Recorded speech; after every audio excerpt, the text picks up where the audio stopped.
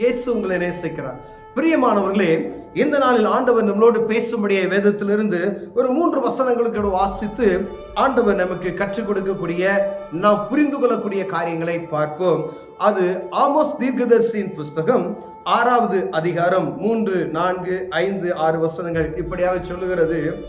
தீங்கு நாள் தூரம் என்று எண்ணி கொடுமையின் ஆசனம் கிட்டி வரும்படி செய்து தந்த கட்டிலிகளில் படுத்துக்கொண்டு தங்கள் மஞ்சங்களின் மேல் சௌக்கியமாய் சயனித்து மந்தையில் உள்ள ஆட்டுக்குட்டிகளையும் மாட்டுத் தொழுவத்தில் உள்ள கன்று குட்டிகளையும் தின்று தம்பூரை வாசித்து பாடி தாவீதை போல கீத வாக்கியங்களை தங்களுக்கு உண்டு பண்ணி பெரிய பாத்திரங்களில் மதுபானத்தை குடித்து சிறந்த பரிமள தைலங்களை பூசிக்கொள்ளுகிறார்கள். ஆனாலும் யோசேப்புக்கு நேரிட்ட ஆபத்துக்கு கவலைப்படாமல் போகிறார்கள். ஆகையால் அவர்கள் சிறையிருப்புக்கு போகிறவர்களின் முன்னணியிலே போவார்கள். பிரியமானவர்களே, ஆமோஸ் தீர்க்கதரிசி இந்த இடத்துல ஒரு தீர்க்க தரிசனமான வார்த்தையை அறிவிக்கிறதை நாம் பார்க்க முடிகிறது. பிரியமானவர்களே, தீங்கு நாள் தூரமின்றி கொடுமையின் ஆசனத்தை கிட்டி சேர்க்கிறார்களாம். தீங்கு நாள் தூரம் என்று எண்ணி கொடுமையின் ஆசனம் கிட்டி வரும்படி செய்து ஆண்டவர் யோசேப்புக்கு வரப்போகிற, யோசேப்புக்கு ஏற்பட்ட துன்பத்துக்கு கவலைப்படாதபடி, ஆண்டவருடைய பிள்ளைகளுக்கு, இஸ்ரவேல் ஜனங்களுக்கு ஏறிட்ட துன்பத்துக்கு கவலைப்படாதபடிக்கு, ஆண்டவருடைய பிள்ளைகளுக்கு நேரிட்ட கொடுமைகளுக்கு கவலைப்படாதபடிக்கு தங்களுடைய செல்வ சுருக்கி நிமித்தமாய் தங்கள் ஆசனத்தில் உட்கார்ந்து கொண்டு அங்கு தந்த கட்டிலில் படுத்துக்கொண்டு நல்ல ஆட்டு மந்தையில் கொளுத்த மாட்டு மந்தையிலும் எடுத்து புசித்து குடித்து வெறித்து அவர்கள் நல்ல பரிமள தைலங்களை பூசிக்கொண்டு தங்களை பெரிய ராஜாக்களாகவும் பெரிய பெரிய செல்வந்தர்களாகவும் தங்களை காட்டிக்கொண்டு ஒன்றுக்கும் கவலைப்படாதபடிக்கு, என் ஜனத்துக்கு ஏற்படுகிற இந்த நிந்தையை பார்க்காதபடிக்கு நீ சும்மா இருப்பை என்றால் நீ செய்கிற காரியம் என்னவென்று புரிந்து கொள்ளும்படியாய் ஆண்டவர் இந்த இடத்துல பேசியிருக்கிறதை பார்க்க முடிகிறது. என் யோசேப்புக்கு ஏற்பட்ட நிலைமை, யோசேப்பு வம்சத்துக்கு ஏற்பட்ட இந்த கொடுமையை பார்க்காதபடிக்கு அதை அசட்டை பண்ணிக்கொண்டு நீ மஞ்சத்தில் அருமையாய் படுத்துக்கொண்டு உறங்கிக் கொண்டு இருக்கிறாயா? நல்ல மதுபானம் பண்ணிக்கொண்டு நல்ல சமையல் அரிசி சாப்பிட்டு கொண்டு நீ பரிமள தைலத்தை பூசிக்கொண்டு யாருக்கு என்ன வந்துச்சு என்ற கவலை இல்லாதபடி இருக்கிறதை பார்க்கிற ஆண்டவருடைய பிள்ளைகளை பார்த்து, உன்னை செல்வந்தனாய் மாற்றினதுக்கு ஒரு காரணம் உண்டு, உன்னை ராஜாவா வைத்ததுக்கு ஒரு காரணம் உண்டு, உன்னை அதிபதியாய் வைத்ததுக்கு ஒரு காரணம் உண்டு, உன்னை தலைவனாய் வைத்ததுக்கு ஒரு காரணம் உண்டு. என் ஜனங்கள் படுகிற நிந்தைகளையும் துன்பத்தையும் நீ பார்த்து கொண்டு சும்மா இருக்காதபடிக்கு, அவர்களுக்கு உதவி செய்யாதபடிக்கு நீ அமைதியாய் உன்னுடைய காரியத்தில் இருப்பையானால் அப்பொழுது ஏற்படக்கூடிய நிந்தையை ஆண்டவர் இங்கு எழுதி வைத்திருக்கிறதை பார்க்க முடிகிறது. பிரியமானவர்களே, ஆண்டவர் நேகருக்கு நல்ல செல்வந்தங்களை ராஜாக்களையும் அதிபதிகளாகவும் வைத்திருக்கிறார். ஆனால் ஆண்டவருடைய பிள்ளைகளுக்கு ஏற்படுகிற துன்பங்களை பார்த்து கொண்டு அதை கேட்பதற்கு திராணியற்று போய் இருக்கும் பொழுது ஆண்டவர் சொல்லுகிறார், அதை கேட்பதற்கு உனக்கு திராணி இருக்கும், ஆனா நீ உன்னுடைய செல்வ செருக்கு நிமித்தமாய் யாருக்கு என்ன நடந்தா எனக்கு என்ன, நல்ல புசித்து குடித்து ஜாலியா நல்ல பரிமளத்து அரண்மனையில படுத்து தூங்குற அப்படிப்பட்டதான சௌக்கியமான வாழ்க்கையை உனக்கு கொடுத்திருக்கிறார். ஆனா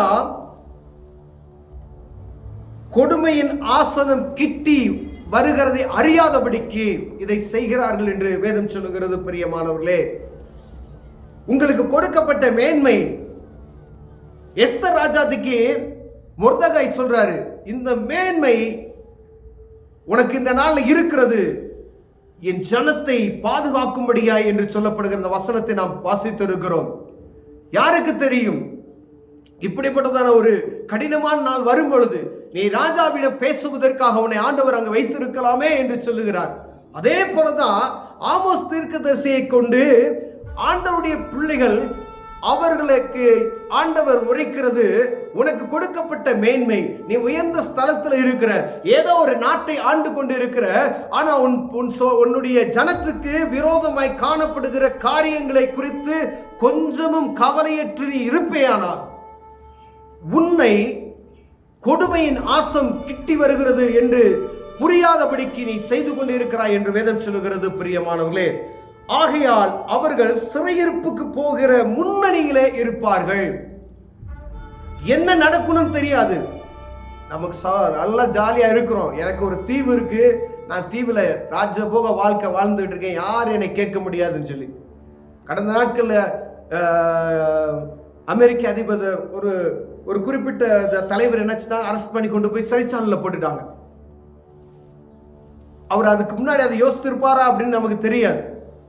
ஆனா ஒரு பெரிய அதிபதி திடீர்னு வந்தாங்க, திடீர்னு தூக்கி கொண்டு போய் நினைச்சிட்டாங்க, சிறைச்சாலையில போட்டுட்டாங்க. இது எதிர்பாராதது. அவர் என்ன நினைச்சிருப்பாரு, நான் ராஜாவா இருக்கிறேன், நான் செல்வந்தனா இருக்கிறேன், எல்லா வசதிகளும் எனக்கு இருக்கிறது அப்படின்னு சொல்லி தான் அவர் இருந்திருப்பாரு. என்னை சுற்றி படைபலம் இருக்குது, ஆள்பலம் இருக்கிறது, பணபலம் இருக்கிறது, எல்லாத்தையும் நினைச்சுதான் இருப்பாரு. ஆனா திடீர்னு இறங்கினாங்க, எப்படி வந்தாங்கன்னு தெரியாது, அவங்களை சிறைச்சாலைக்கு கொண்டு போயிட்டாங்க.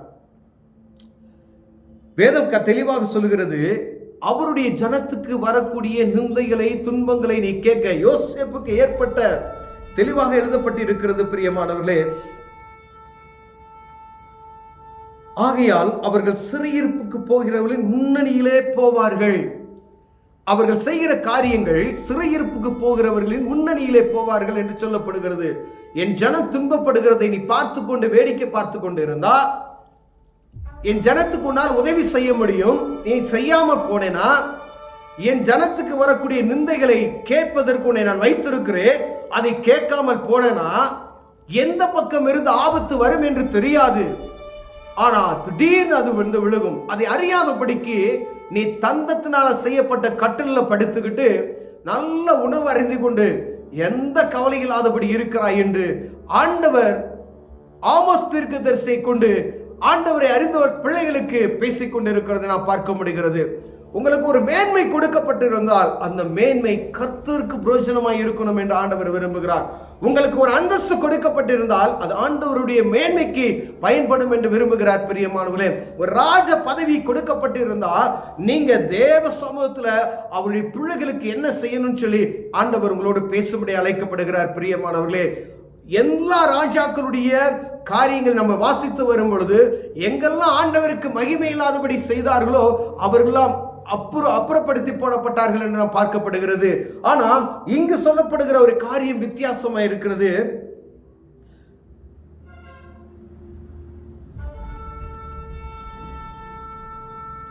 யோசேப்புக்கு நேரிட்ட ஆபத்துக்கு கவலைப்படாமல் போகிறார்கள்.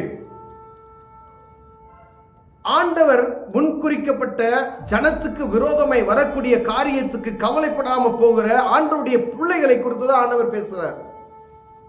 அப்படி ஒருவேளை கவலையற்று இருப்போமானால் ஆண்டவர் சொல்றாரு, உன் எதிராளி கீழே விழுந்தா அவனை நீ தூக்கி விடணும் அப்படின்னு சொல்றாரு. அப்படிதான் சொல்றாரு, நீ அவனை தூக்கி விடு,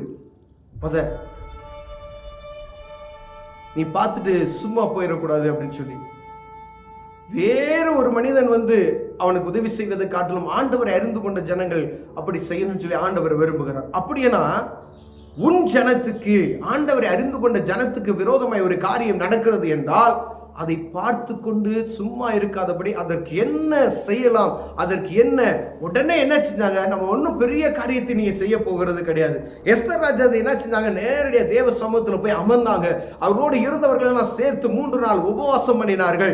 ராஜாவிடம் போனார்கள், நான் செத்தாலும் சாகிறேன்னு சொல்லி போனாங்க. ஆண்டவர் அற்புதத்தை செய்தார்.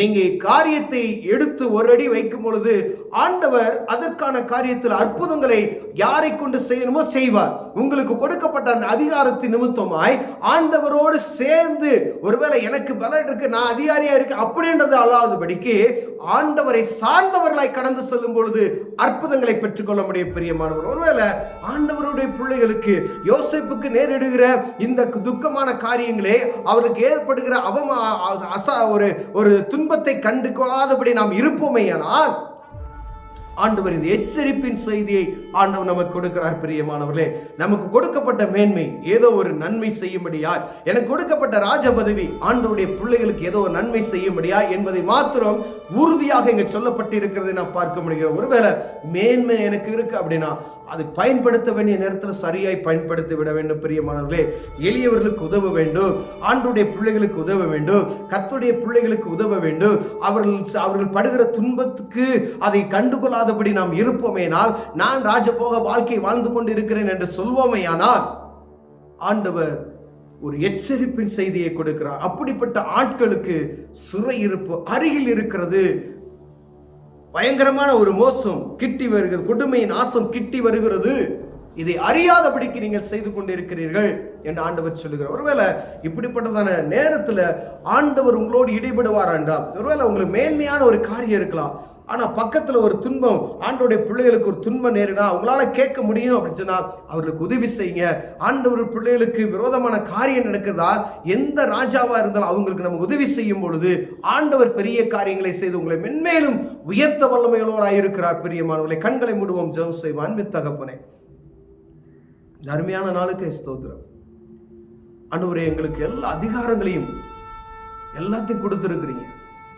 ஆனா யோசேப்புக்கு நேரிட்ட துன்பத்தை கண்டு நாங்கள் சற்றும் கவலைப்படாது இருக்கிறோமே. என் ஜனத்துக்கு வரக்கூடிய நிந்தைகளை பார்த்து கொண்டு நாங்கள் அதை குறித்து கவலையற்றி இருக்கிறோமே. அப்படிப்பட்டதான இருதயம் எனக்குள் எங்களுக்குள் இருக்குமேனால் எடுத்து போட்டு, ஆண்டவரே, என் ஜனத்துக்கு விரோதமாய் வரக்கூடிய காரியங்களை ஆண்டவரே அதை சீர் செய்வதற்கு, தேவ சமூகத்தோடு கூடிய உறவோடு கூடிய அதை சீர் செய்வதற்கு எனக்கு உதவி செய்யுங்க, எங்களுக்கு உதவி செய்யுங்க. இயேசுவின் நாமத்தில் பிதாவே, ஆமென்.